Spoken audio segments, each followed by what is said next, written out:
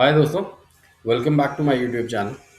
तो आज 1 जून है और जिस तरीके से निफ्टी के कैंडल बन रहे हैं ये बहुत ही इम्पोर्टेंट सेशन होने वाला है, क्योंकि हम इसमें डिस्कस करेंगे कि क्या निफ्टी अपने 23,500 के लेवल को 23,200 के लेवल को ब्रेक करेगा। क्योंकि देखिए कैंडल बहुत ही एक्सट्रीमली ख़राब कंडीशन बता रही है और बैंक निफ्टी में भी वही हाल है।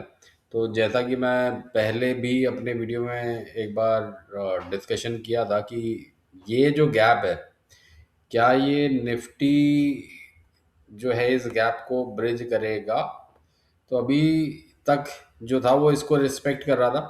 तो इस वीडियो में हम डिटेल में डिस्कशन करेंगे कि निफ्टी के क्या सपोर्ट और रेजिस्टेंस लेवल दिखते हैं और बैंक निफ्टी में क्या सपोर्ट और रेजिस्टेंस लेवल दिखते हैं, मार्केट में हमें क्या करना चाहिए। तो ये डिटेल में चर्चा करेंगे। तो इस वीडियो को आप एंड तक ज़रूर देखिएगा और अगर आप ये मेरा वीडियो पहली बार देख रहे हैं तो इस चैनल को सब्सक्राइब ज़रूर कीजिएगा, क्योंकि हम रेगुलरली निफ्टी, बैंक निफ्टी और कुछ चुनिंदा शेयरों के बारे में डिटेल में डिस्कशन करते हैं, जहाँ पे शेयर वो मैं लेता हूँ जिन पे कि मुझे लगता है कि 10-20% का मूव होगा। मैं रातों रात अमीर बनने का ऐसा कोई भी ख्वाब नहीं देखता और नहीं मैं सजेस्ट करता हूँ। अगर बैंक आपको 6.5-7% एनुअल रिटर्न दे रहा है और वहीं पर अगर आपको कोई ऐसा स्टॉक मिल जाए जो कि आपको 10-15-20% का मूव दे दे, तो बेटर है कि आप उस स्टॉक में रहिए। ओवरनाइट अमीर बनने की मेरी ऐसी कोई ख्वाहिश नहीं है। 10% 20% पे मैं खुश हो जाता हूँ। तो मैं वही टारगेट रखता हूँ और उसके बाद मैं एग्जिट कर जाता हूँ, है ना।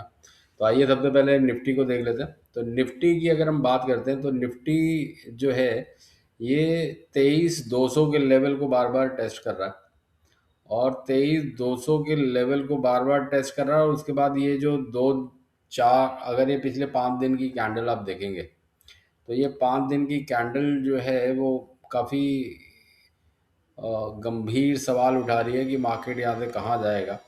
तो अगर किसी भी वजह से निफ्टी 23,250 का जो लेवल एक बार रीटेस्ट कर चुका है इसको ब्रेक करता है, तो फिर देखिए 23,000 का लेवल जो है निफ्टी को टच करना चाहिए। और 23,000 के बाद डिपेंडिंग अपॉन कि कल का कैंडल किस तरीके से बनता है, तो हो सकता है कि निफ्टी दोबारा से अपने 22,200 22,300 के लेवल को रीटेस्ट करे।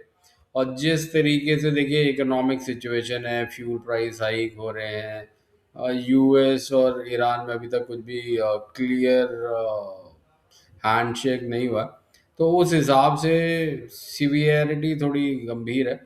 तो इस वजह से आप अगर कोई भी ट्रेड कर रहे हैं निफ्टी या बैंक निफ्टी में, तो अभी देखिए इन कैंडल पिछले 2 दिन के कैंडल देखने के बाद तो मैं कोई भी बाय की पोजीशन निफ्टी में रिकमेंड नहीं करूँगा। और एक बार को अगर 250 के लेवल जो कि कल उसूलन मुझे लग रहा है कि कल निफ्टी 23,250 को तो टच करेगा ही।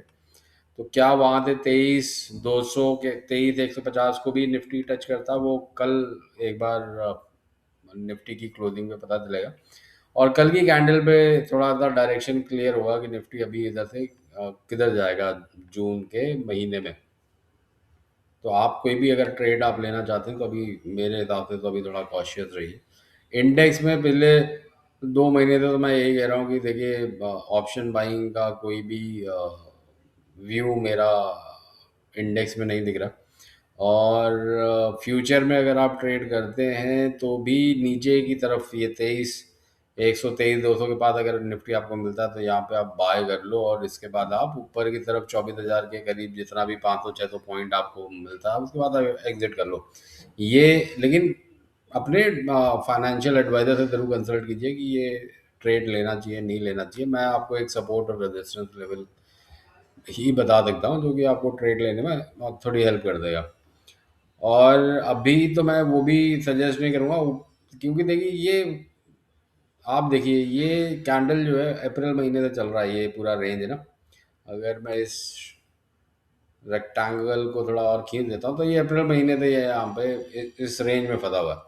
और अब मुझे लग रहा है कि शायद शायद ये रेंज क्योंकि ये दो कैंडल जो हैं वो थोड़े ज़्यादा ही लाल है, तो हो सकता है कि यहाँ पर ये कैंडल ब्रेक, ये ट्रेंड को ब्रेक करके निफ्टी जो है वो नीचे की तरफ जाए।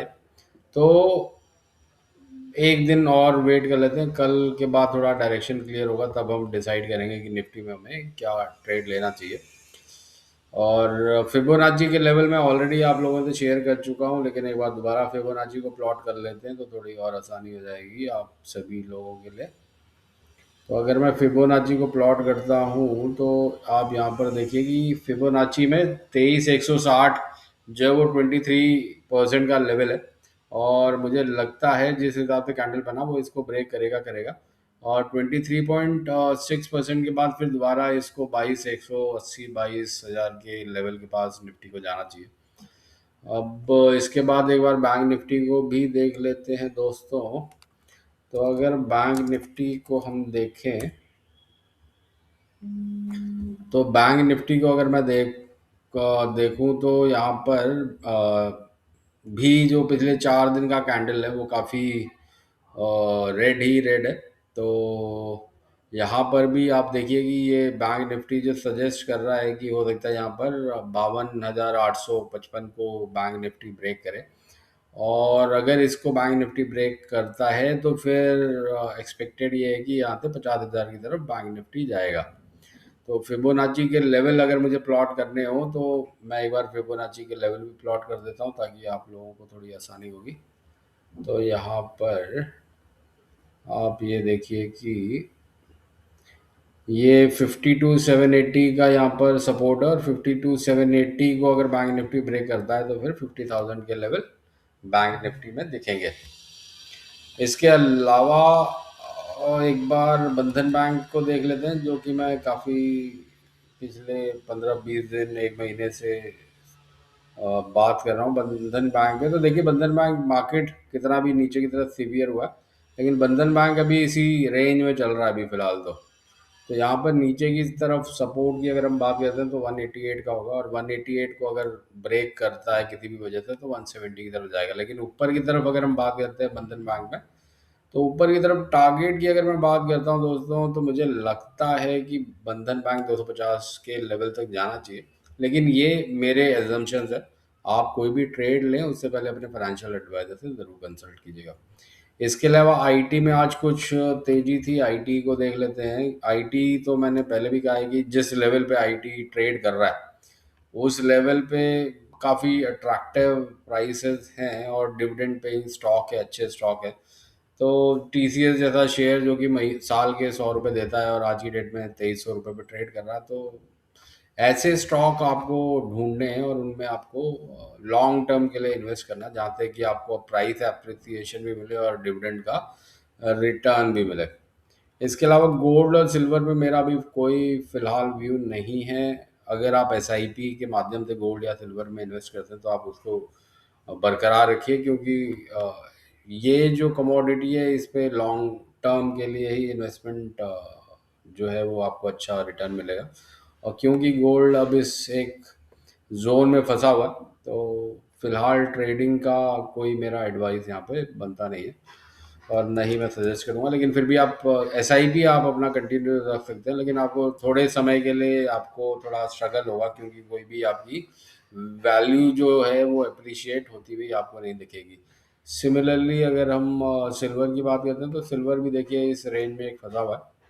तो जब तक कि कोई भी ब्रेकआउट या ब्रेकडाउन नहीं मिलता तो मुझे अभी फ़िलहाल गोल्ड और सिल्वर में कोई भी मूवमेंट नहीं दिख रहा। मुझे लग रहा है कि यहाँ पर थोड़े समय तक के लिए टाइम करेक्शन होगा।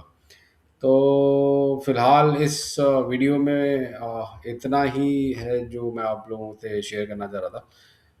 आशा करता हूँ आपको मेरा ये वीडियो पसंद आया होगा दोस्तों, और अपने सवाल यूट्यूब के कमेंट बॉक्स में लिखना याद रखिएगा, और चैनल को सब्सक्राइब करना मत भूलिएगा। तो see you in my next video दोस्तों।